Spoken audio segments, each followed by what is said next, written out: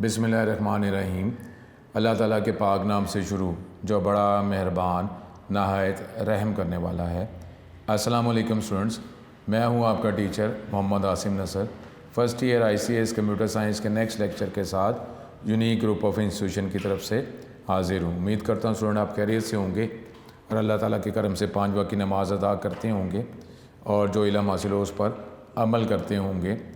कोई एक बुज़ुर्ग की बात को याद आ रही है, वो अपने जो शागिर्दों को वो अल्लाह ताला के जो नाम हैं वो नाम जो है वो पढ़ने को कहते थे और फिर उनको ये कहते थे कि किस कौन सा नाम पढ़ते हुए जो है तुम अलर्ट हुए हो, कोई तवज्जो तुम्हारी हुई है, कोई अंदर से कोई चीज़ जो है उसका साथ ताल्लुक़ बड़ा है, कोई ऐसे ही तुम्हें कोई फ़ील हुआ है बहुत ज़्यादा।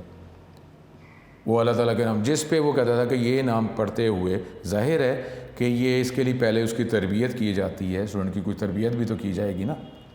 तो अब वो जब वो स्टूडेंट जिस पे कहता है कि ये नाम, तो वही उसको नाम वो उसको पढ़ने को कहा जाता था कि ये नाम ज़्यादा पढ़ा जाए, ठीक है। क्योंकि अब जो कुछ भी है, जो दुनिया में जो कोई भी चीज़ जो बनी है वो किसने बनाई है, किसने पैदा की है?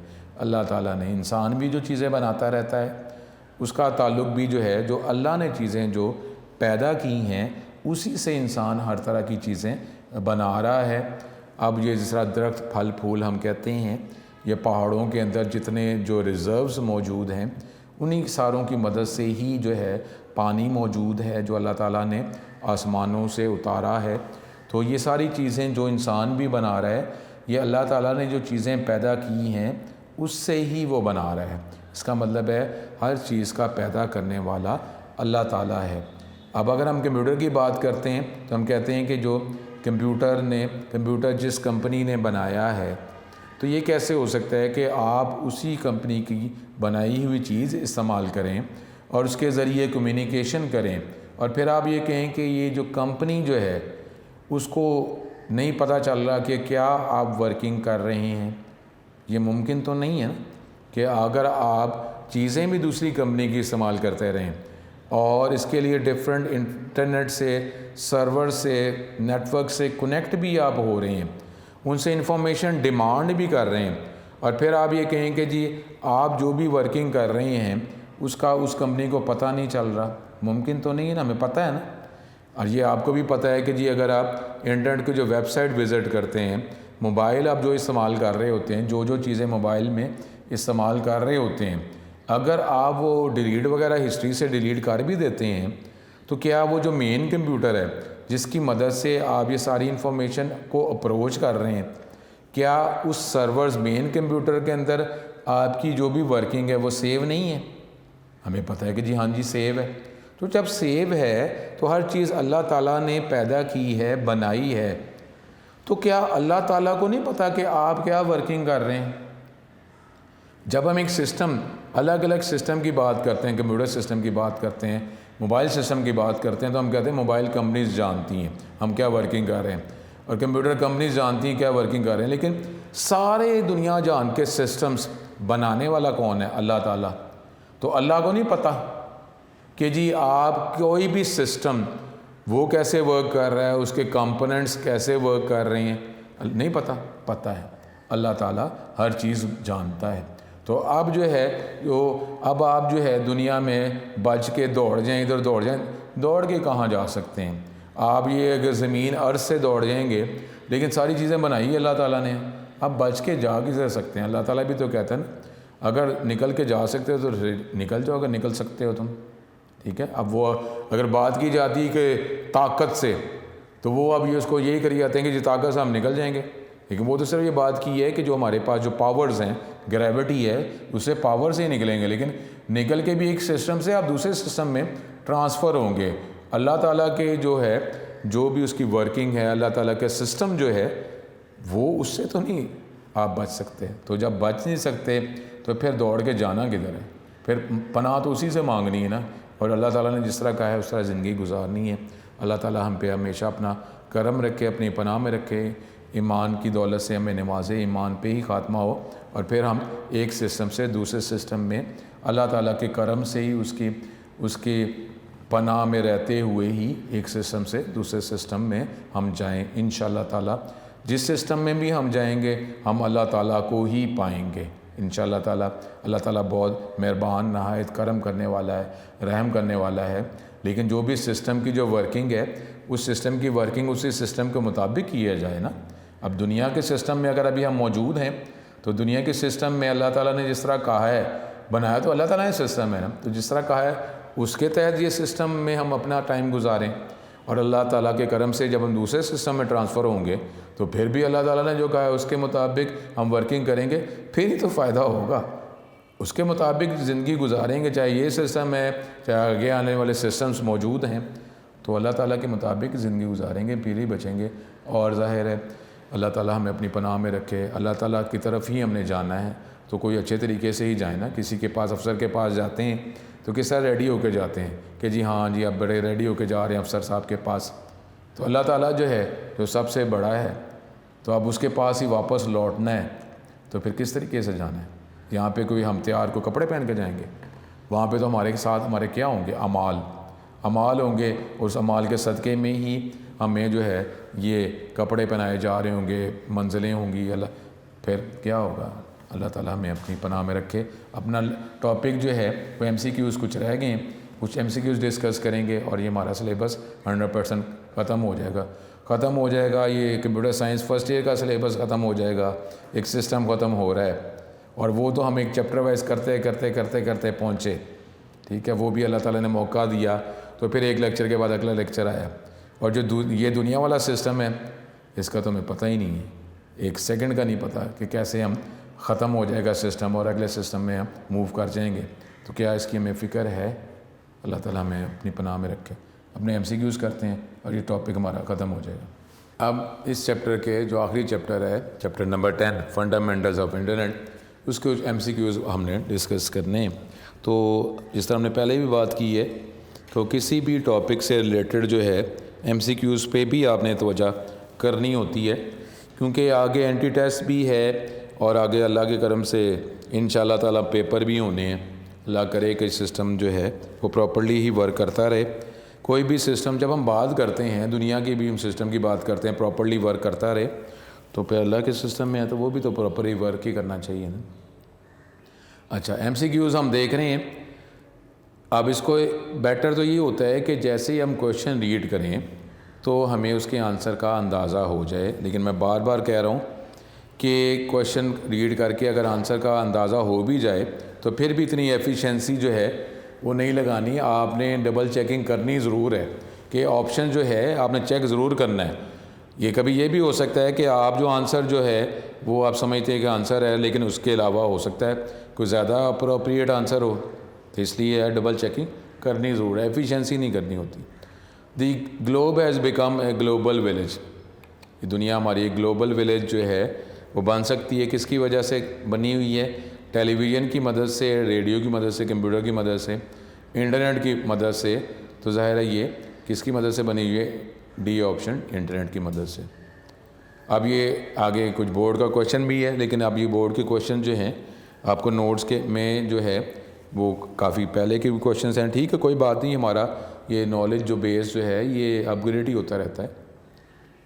Who is the owner of internet? Internet जो है इसको हम कहते हैं नेटवर्क ऑफ नेटवर्क्स। तो अब कोई एक कंपनी जो है, ऑर्गेनाइजेशन जो नेटवर्क उसने इंटरनेट से कनेक्ट किया हुआ है वर्ल्ड वाइड वेब से, तो वो अपने सिस्टम का तो जवाब दे, उसको मेंटेन भी कर रहा है। लेकिन ओवरऑल अगर हम सिस्टम की बात करें तो जब यहाँ पे हम कह रहे हैं कि जी इंटरनेट को पूरे कंप्लीट सिस्टम को ओन कोई नहीं करता, बिल गेट इसको ओन करता है, चार्ल्स बेबेज ओन करता है, ये उसका मालिक है, ओनर है, USA ओनर है या नो वन। तो ज़ाहिर जब हम बात कर रहे हैं कि जो इंटरनेट जो सिस्टम है उसको ओन कोई नहीं करता, तो ज़ाहिर है फिर ये सारे सिस्टम्स जो हैं उसका बनाने वाला अल्लाह ताला ही है। Who is the owner of internet? तो हमारे पास डी ऑप्शन है, नो वन। ठीक है, हर कंपनी, हर ऑर्गेनाइजेशन अपने नेटवर्क का ही जवाबदेह है, उसी को वो मेंटेन कर रहे होता है company. Advanced Research Project Agency ARPA established a small computer network among different universities and defense organization कब इसने बनाया ये, ताकि हमारे पास कोई ऐसा सिस्टम बने जिसमें रिसर्च जो है टॉपिक उस पर वर्किंग हो सके, या आगे हमारे पास डिफेंस टॉपिक में कि अगर वॉर के लिए भी हमारे पास एक ऑल्टरनेट मेथड हो ऑफ कम्युनिकेशन।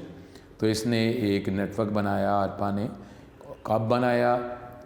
डिफरेंट यूनिवर्सिटीज़ और डिफेंस ऑर्गेनाइजेशन के दरमियान उनकी कोलैबोरेशन से मिलकर 1965 बनाया, 59 में बनाया, 69 में, 79 में। तो ये सी ऑप्शन 1969 में ये बनाया गया नेटवर्क।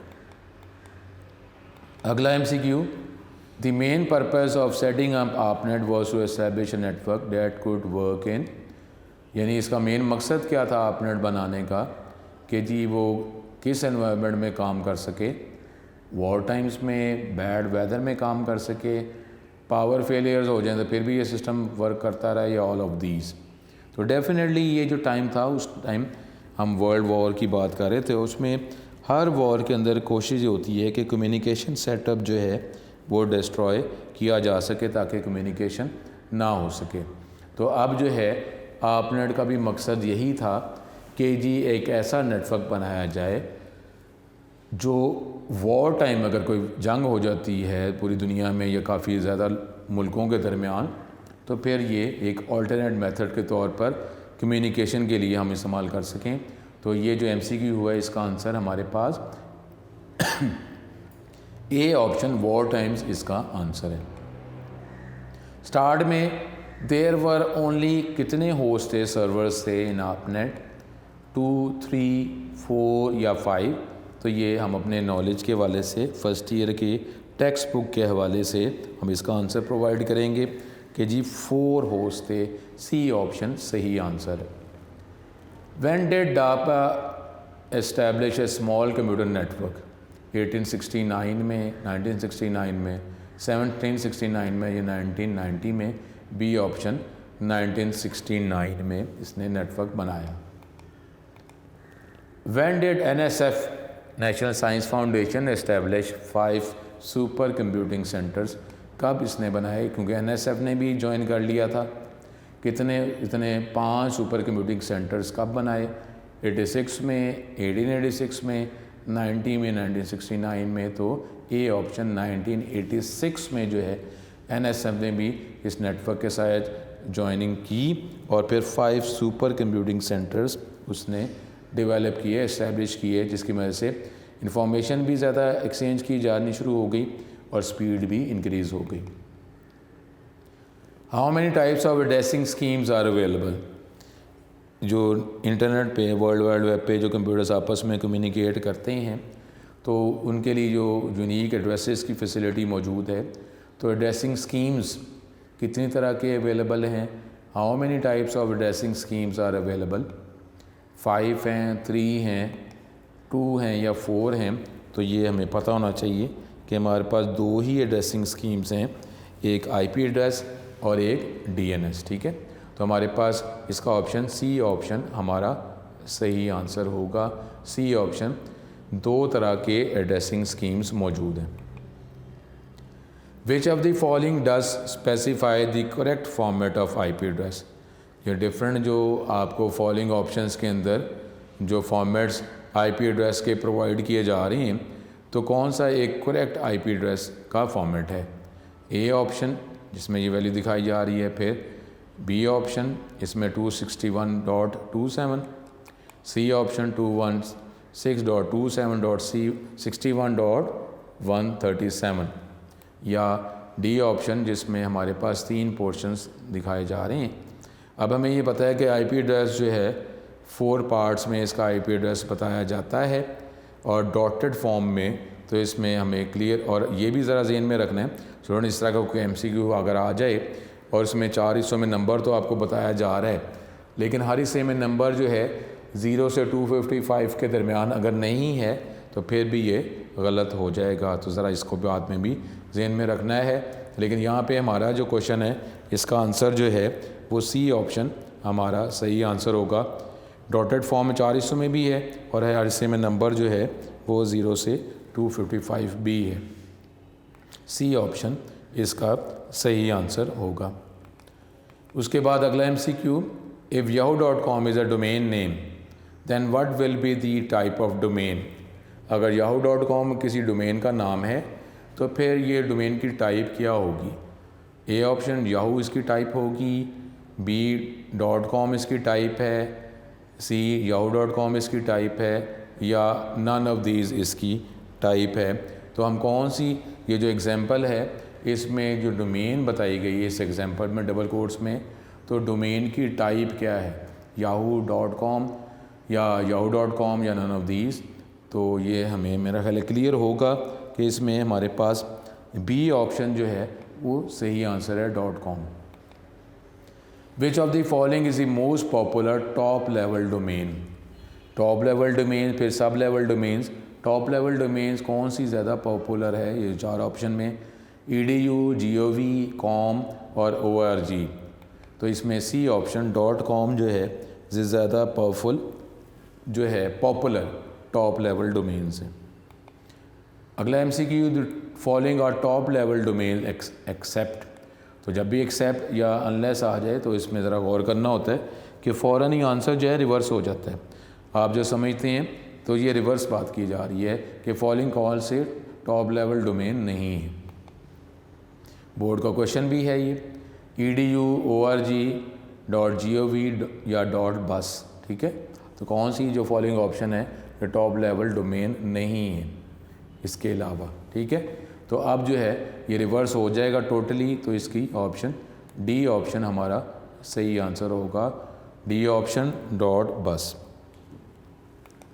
उसके बाद हमारा अगला MCQ, searching information on the world wide web. इसको क्या कहा जाता है, इसको फाइंडिंग कहा जाता है, सर्चिंग कहा जाता है, या ब्राउजिंग कहा जाता है, या एक्सप्लोरिंग कहा जाता है। क्या कहा जाता है जब आप वर्ल्ड वाइड वेब पे इंफॉर्मेशन को सर्च कर रहे होते हैं, इसको क्या कहा जाता है, फाइंडिंग, सर्चिंग, ब्राउजिंग या एक्सप्लोरिंग। तो सी ऑप्शन इसका सही आंसर है, ब्राउजिंग कहा जाता है। URL स्टैंड फॉर, अब ज़ाहिर है अगर हमें टॉपिक क्लियर है तो इसकी एब्रीवेशन जो है बड़ी आसानी से डिटेक्ट हम कर सकते हैं। ये एक ऐसा क्वेश्चन है कि मे बी क्वेश्चन को रीड करके ही इसका आंसर हम बता सकते हैं। URL stand for universal resource locator, uniform resource locator, unidirectional resource locator या यूनिफॉर्म रेफरेंस लोकेटर। ज़ाहिर है कुछ थोड़े से आपको प्रॉब्लम में लाने की कोशिश तो की जाती है। तो इसमें हमारे पास ऑप्शन कौन सी होगी, बी ऑप्शन हमारा सही आंसर है, यूनिफॉर्म रिसोर्स लोकेटर। फिर which of the following represents URL address. अब ये ऑप्शन हम देखेंगे तो पता चलेगा ये 4 ऑप्शन जो हैं कौन सी फॉलोइंग ऑप्शन जो है वो रिप्रेजेंट करती है प्रॉपर URL एड्रेस को। hotmail.com, hotmail-com, unique_series@hotmail.com, http://worldwideweb.hotmail.com, या डी ऑप्शन c:/abc.html। तो कौन सा हमारा एक प्रॉपर URL यानी वेबसाइट का एक प्रॉपर डिफरेंट एड्रेस है। तो ये आप देख लें कि कौन सा हमारे पास ये बन रहा है। तो ये जिससे वो वेबसाइट लॉन्च हो जाएगी, तो ये सी ऑप्शन ही हमारा सही आंसर है, http://worldwideweb.hotmail.com। सी ऑप्शन हमारा सही आंसर है। Which of the following is not a search engine.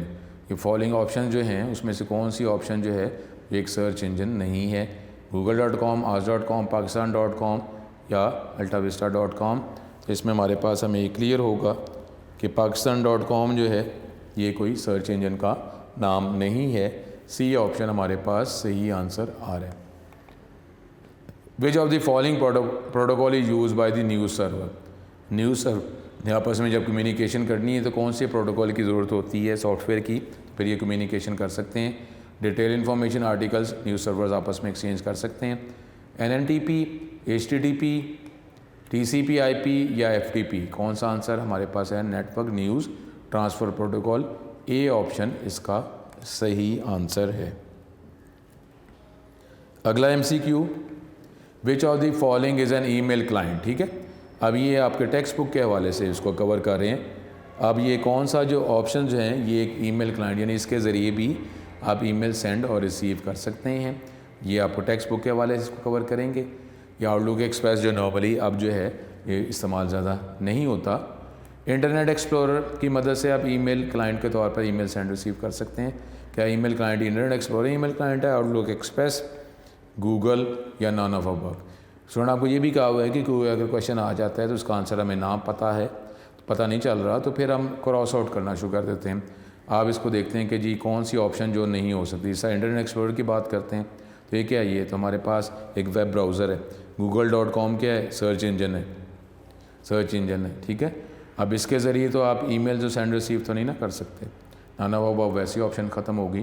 तो इसमें फिर बी ऑप्शन आउटलुक एक्सप्रेस ही हमारे पास बचेगी, तो बी ऑप्शन ही हमारा सही आंसर। अगला MCQ, which of the following is use to find information on world wide web? World wide web पे इंफॉर्मेशन हमने फाइंड करनी है, तो कौन सी ऑप्शन को नॉर्मली हम यूज़ करेंगे? वेब ब्राउज़र को यूज़ करेंगे तो वर्ल्ड वाइड वेब पे इंफॉर्मेशन फाइंड कर सकते हैं।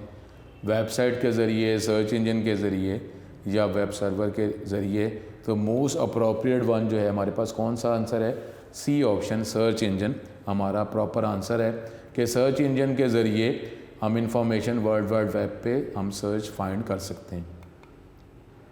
Length of IP address, board का क्वेश्चन। IP एड्रेस की लेंथ कितनी होती है? 8 बिट्स की लेंथ है, 16 बिट की लेंथ है होती है, 32 बिट या 64 बिट, ठीक है। तो अपने सिलेबस के हवाले से इसका आंसर हमने रिटर्न करना है। तो 32 बिट जो है IP एड्रेस की लेंथ होती है, सी ऑप्शन सही आंसर है। उसके बाद which of the following is an addressing scheme recognize on the internet? कौन सी फॉलोइंग जो एड्रेसिंग स्कीम है जो इंटरनेट पे इसको रिकग्नाइज़ किया जाता है? IP addressing, DNS addressing, ISP addressing या डी ऑप्शन है A and B अबव? अब A और B क्या ओनली IP एड्रेसिंग है, ओनली DNS एड्रेसिंग है, या बोथ A और B है? तो इसका सही आंसर डी ऑप्शन। ये एड्रेसिंग स्कीम दो टाइप्स हैं, IP एड्रेसिंग और DNS एड्रेसिंग, तो डी ऑप्शन इसका सही आंसर होगा। IP एड्रेसिंग भी है और DNS एड्रेसिंग भी है, डी ऑप्शन। फिर अगला हमारे पास MCQ जो है वो है each machine on the internet is assigned a unique address called dash address. Her machine को इंटरनेट पे अलग अलग एड्रेस असाइन किया गया है, जिसको क्या कहा जाता है? इसको IP एड्रेस कहा जाता है, DNS कहा जाता है, ISP कहा जाता है या AT2 कहा जाता है। मोस्ट अप्रोप्रिएट जो है आंसर रिटर्न करना है, और वो A ऑप्शन है। IP एड्रेस हर कंप्यूटर को अलग अलग असाइन किया जाता है। DNS है लेकिन उसको भी फिर फाइनली IP के साथ लिंक करके IP के ज़रिए ही उस सर्वर को अप्रोच किया जाता है। A ऑप्शन इसका मोस्ट अप्रोप्रिएट आंसर है, NIP। IP stands for, IP जो है उससे एब्रीवेशन क्या बनती है? इंटरनेट प्रोटोकॉल, इंटेलेक्चुअल प्रोटोकॉल या इंटरनेट प्रॉपर्टी या इंट्रानेट प्रोटोकॉल। IP जो है किस चीज़ को एब्रीवेट करता है? Internet protocol, intellectual protocol, internet property या इंट्रानेट प्रोटोकॉल कहा जाता है। तो IP की एब्रीवेशन हमारे पास क्या है? Internet protocol. A ऑप्शन हमारा सही आंसर है। उसके बाद नेक्स्ट है MCQ, the IP address that does not change very often. कौन सा IP एड्रेस जो है जो नॉर्मली वो चेंज नहीं होता? क्या फिक्स IP एड्रेस चेंज नहीं होता? टेक्निकल टर्म की बात की जा रही है। Dynamic IP address normally change नहीं होता, या static IP address normally change नहीं होता, या रिजिड IP एड्रेस जो है वो नॉर्मली चेंज नहीं होता। तो इसके लिए हमारे पास टेक्निकल टर्म क्या बनेगी? जो स्टैटिक IP एड्रेस जो है वो ज़्यादातर नॉर्मली चेंज नहीं होता, तो सी ऑप्शन हमारा सही आंसर होगा, और वो है हमारे पास the IP address that does not change very often. इसको कहा जाता है static IP address. C option हमारा सही आंसर होगा। उसके बाद है the IP address of a home machine. हमारा कंप्यूटर, जब हम अपने कंप्यूटर से इंटरनेट को कनेक्ट करते हैं, the IP address of a home machine that is dialing up through a modem. जो मॉडेम के ज़रिए इंटरनेट जो है आप चलाते हैं और अपने कंप्यूटर को इंटरनेट से कनेक्ट करते हैं, तो उसका आईपी एड्रेस जो है is assigned by the ISP. आपके घर के कंप्यूटर जो आप इंटरनेट से कनेक्ट करते हैं उसका आईपी एड्रेस जो है वो आईएसपी प्रोवाइड करता है। Is unique for that session only. जब तक आप इंटरनेट चलाते रहते हैं तो आईपी एड्रेस वो रिमेन वही रहता है। आईपी एड्रेस जो है उस सेशन के लिए वही है। जब आप उसको डिसकनेक्ट करके दोबारा कनेक्ट करते हैं तो आपको आईपी एड्रेस जो है वो सेम मिलता है या डिफरेंट मिलता है, लेकिन उस सेशन में क्या आईपी एड्रेस आपका सेम रहता है। May be different next time the machine connects. जब आप अगली दफ़ा इंटरनेट से कनेक्ट होंगे तो वो आईएसपी जो है आपके अपने कंप्यूटर को जो डिफरेंट आईपी एड्रेस असाइन करेगा, मे बी डिफरेंट, तो या ऑल ऑफ अबव। ये इस एमसीक्यू का जो जवाब है डी ऑप्शन है। सारी ही ऑप्शंस होती हैं इसका आंसर कि जब भी हम कंप्यूटर से इंटरनेट कनेक्ट करते हैं तो आईपी एड्रेस आईएसपी प्रोवाइड करता है, उस सेशन के लिए वो यूनिक होता है। जब दोबारा कनेक्ट करते हैं तो फिर नया आईपी एड्रेस में भी प्रोवाइड किया जाता है। ये सारी चीज़ें ही मौजूद हैं, तो डी ऑप्शन इसका आंसर है। उसके बाद हमारे पास द आईपी address of a server on the internet is. जो सर्वर का जो आईपी एड्रेस है इंटरनेट पे वो नॉर्मली वो क्या होता है, वो रैंडम होता है, डायनामिक होता है, स्टैटिक होता है या यूनिफॉर्म होता है। तो उसका आंसर है कि वो स्टैटिक आईपी एड्रेस होता है। सी ऑप्शन जो है वो हमारा सही आंसर है। Standard IP address is compose of a total of. IP address जो है वो कितने बिट से नॉर्मली स्टैंडर्ड आईपी एड्रेस जो बनता है, बोर्ड का क्वेश्चन 4 बिट, 16 बिट, 32 बिट या 256 बिट। तो इसका सी ऑप्शन जो है वो हमारा सही आंसर है कि 32 बिट्स। उसके बाद the human readable names of servers on the internet, इसको क्या कहा जाता है? डोमेन नेम कहा जाता है, सर्वर आइडेंटिटीज़ कहा जाता है, आईपी नेम्स कहा जाता है या वर्ल्ड वाइड वेब आइडेंटिटीज़ कहा जाता है। तो इसका आंसर ए ऑप्शन हमारा सही है। जो टेक्स्ट फॉर्म में जो ह्यूमन रीडेबल नाम है सर्वर्स को उसको डोमेन नेम्स ए ऑप्शन कहा जाता है। Which of the following is a domain name? worldwideweb.uniquecollege.com। ये आईपी एड्रेस को प्रोवाइड किया गया है, ये फिर नंबर है, फिर http:// तो कौन सा जो है डोमेन नेम अप्रोप्रिएट है? A option worldwideweb.uniquecollege.com। ये एक प्रॉपर हमारे पास जो है डोमेन नेम है। Which of the following is a top level domain? Board का क्वेश्चन। http.com HTML URL, तो बी ऑप्शन .com हमारा सही आंसर है। उसके बाद आगे अगला MCQ this software use to search and view web pages, इसको क्या कहा जाता है? Web explorer, web browser, web expert या बोथ ए एंड बी, क्या कहा जाता है? तो बी ऑप्शन उसको वेब ब्राउज़र कहा जाता है, जिसकी मदद से वेब पेजेस सर्च या व्यू कर सकते हैं। तो unique address of web page on the world wide web, इसको क्या कहा जाता है? HTML, हाइपरलिंक, URL या वेबसाइट। हर जो वेब पेज का जो अलग अलग डिफरेंट एड्रेस है उसको क्या कहा जाता है? सी ऑप्शन, इसको URL कहा जाता है। फिर the website that helps user find information on the world wide web, ये वेबसाइट जिसकी मदद से user information world wide web पे आसानी से फाइंड कर सकता है, इसको गूगल कहा जाता है, सर्च इंजन कहा जाता है, याहू या ऑल ऑफ अबव। तो बी ऑप्शन सही ऑप्शन है, search engine. Which of the following is not a search engine? google.com, hotmail.com, yahoo.com, both A and C. तो इसका आंसर हमारे पास क्या है? B option, hotmail.com। ये किसी सर्च इंजन का नाम नहीं है। Which of the following is not a leading search engine? Board का क्वेश्चन कि फॉलोइंग कौन सी ऑप्शन जो है जो मेन सर्च इंजन नहीं है? गूगल, याहू या एक्साइट या नेटस्केप नेविगेटर। तो इसकी डी ऑप्शन है। ये तो हमारे पास ब्राउज़र है जो अब ख़त्म हो चुका है, अब नॉर्मली इस्तेमाल नहीं किया जाता, नेटस्केप नेविगेटर। ये डी ऑप्शन इसका सही आंसर है। द सिस्टम और delivering message using the internet, इसको ईमेल कहा जाता है, मैसेंजर कहा जाता है, वर्ल्ड वाइड वेब या all of above. A option हमारे पास सही आंसर है, इसको ईमेल कहा जाता है। Search engine find the information required by the user and display the required information, कौन सी ऑप्शन ठीक है? Display links of web pages containing the information, display the web pages containing the required information या all of above. तो B option, display links information provide नहीं कर देता, ये वेबसाइट के आपको लिंक्स प्रोवाइड करता है। इस बात को ज़रा माइंड में रखें, बी ऑप्शन सही आंसर है। Symbols that separate part in an email address, board का question, dollar sign, number sign, hash sign, फिर ये हैट साइन या @ साइन, तो डी ऑप्शन हमारा सही आंसर है। The general format of an email address क्या है जी? User name @worldwideweb.address, user name @DNS address, user name @IP address या यूज़र नेम @FTP एड्रेस। तो हमारे पास बी ऑप्शन सही आंसर है, user name @DNS address.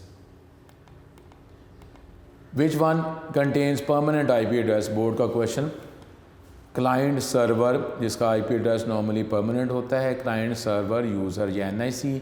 B option server का नॉर्मली IP एड्रेस जो है वो फिक्स होता है, परमानेंट होता है। Which portion of the URL is the domain name, board का क्वेश्चन, ये देख लें बोर्ड के क्वेश्चन हैं। Which portion of the URL is the domain name, microsoft.com, world wide web, HTTP या ://। तो ये हमारे पास ए ऑप्शन microsoft.com, ये जो है ये URL का जो ये पार्ट पोर्शन जो है ये डोमेन नेम को रिप्रेजेंट करता है। ये लास्ट ईयर में ये क्वेश्चंस आए। अब ये आखिरी हमारे पास मे बी ये MCQ है। The length of IP version 4।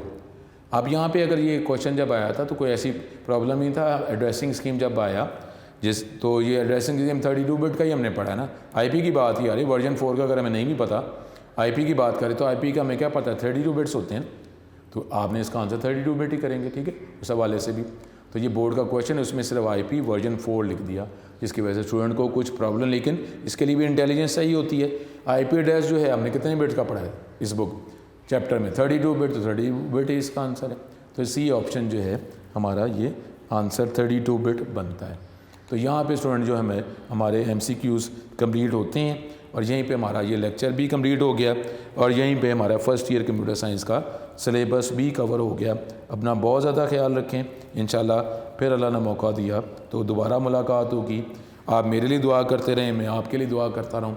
आप मेरे लिए हिदायत की दुआ करें, मैं आपके लिए हिदायत की दुआ करूँ और हम सारे जो है मिलकर अमल करते रहें। अल्लाह ताला हमेशा अपनी पनाह में रखें। अस्सलाम वालेकुम।